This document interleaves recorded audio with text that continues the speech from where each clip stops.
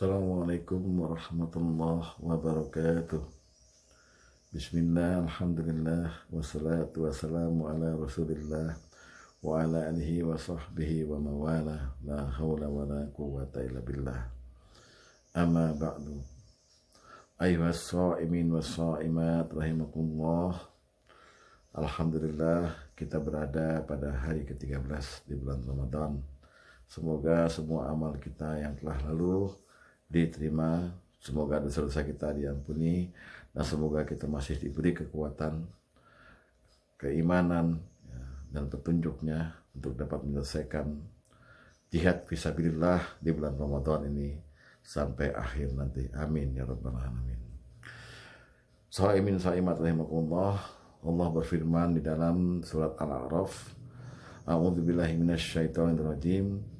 Walaqad zara'na li jahannama katsiran minal jinni wal ins.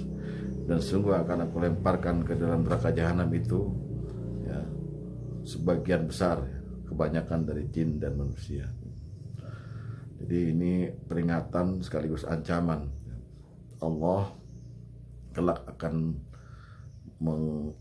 memasukkan sebagian besar manusia dan jin ke dalam neraka.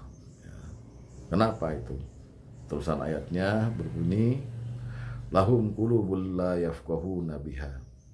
Mereka diberi hati tapi tidak untuk memahami, memahami tanda-tanda kekuasaan Allah, memahami ilmu-ilmu agama, dan memahami yang hak dan yang batil.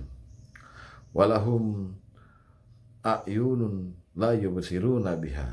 Mereka diberi penglihatan, diberi mata, tapi tidak digunakan untuk melihat hal-hal yang indah dan baik, tapi dipergunakan justru untuk melihat hal-hal yang dilarang dan diharamkan oleh Allah. Lalu walahum azanun la yusmi'una biha, la yasma'una biha. Mereka diberi telinga tapi tidak digunakan untuk mendengarkan hal-hal yang bermanfaat. Kata Allah, ulaika kal an'am bal hum adall. Mereka itu seperti halnya binatang ternak, bahkan lebih sesat lagi. Ulaika humul ghafilun, dan mereka termasuk orang-orang yang disebut lalai. Nah, sha'imin sha'imat rahimakumullah, melihat ayat ini kita ngeri. Sesungguhnya ada ancaman bagi orang-orang yang seperti kita, diberikan hati, diberikan akal pikiran, tetapi tidak mau digunakan untuk memahami, untuk mencari kebenaran. Di samping itu diberikan pula kita penglihatan yang indah ini, tapi hanya dipergunakan untuk hal-hal yang diharamkan oleh Allah Subhanahu wa taala. Kaitan dengan itu, di dalam bulan Ramadan ini ada satu keharusan atau satu ujian yang diberikan pada kita. Selain kita disuruh menahan lapar dan haus, dan selain pula kita disuruh menahan agar tidak melakukan jima dengan istri atau suami di siang hari, kita dituntut pula untuk menahan semua hawa nafsu yang berlaku bagi seluruh anggota badan ini, termasuk anggota badan penglihatan, mata dan kuping ini. Jadi dengan kata lain, dalam bahasa yang lebih membumi, kita dituntut untuk bisa mempergunakan penglihatan kita, untuk melihat hal yang baik-baik dan menghindari diri dari melihat hal-hal yang diharamkan oleh Allah. Memang ini sebetulnya harus dilakukan 100% di bulan Ramadan. Tinggalkan melihat hal-hal yang buruk, hal-hal yang dalam bahasa keseharian, hal-hal yang merangsang, kira-kira.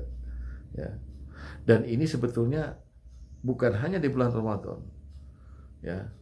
Allah berfirman, perhatikan nanti di rumah, jika Bapak melihat Quran, Bapak Ibu melihat Quran, surat An-Nur ayat 30 dan ayat 31. Di kedua ayat ini di surat An-Nur, Allah sudah terlebih dahulu memerintahkan kepada kita.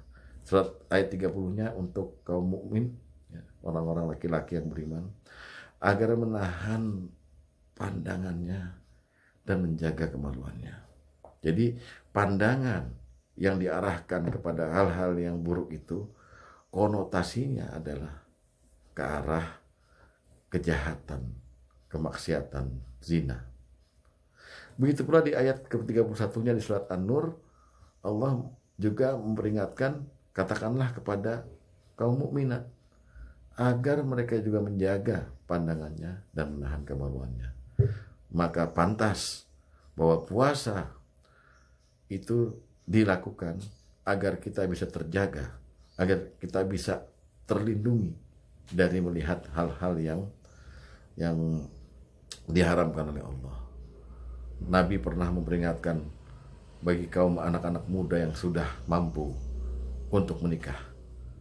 Ya ma'syarus syabab man istata'a minkumul ba'at falyatazawwaj. Hai anak muda, kalau kamu udah ba'at, menikahlah. Fa innahu aghaddu lil basar. Karena menikah itu bisa ya menahan, menjaga pandanganmu, wa ahsanu lil farji, dan menjaga kemaluanmu. Ya. Wa man lam yastati, kalau kamu nggak bisa, belum bisa menikah gitu, fa alaihi bisawm, maka gantilah dengan puasa. Fa innahu lahu wijaun, karena puasa itu bisa menjaga keduanya, menjaga pandangan dan menjaga kemaluan. Artinya orang yang berpuasa itu sudah otomatis harus melakukan penjagaan terhadap kedua anggota badan ini, yaitu pandangan dan kemaluan.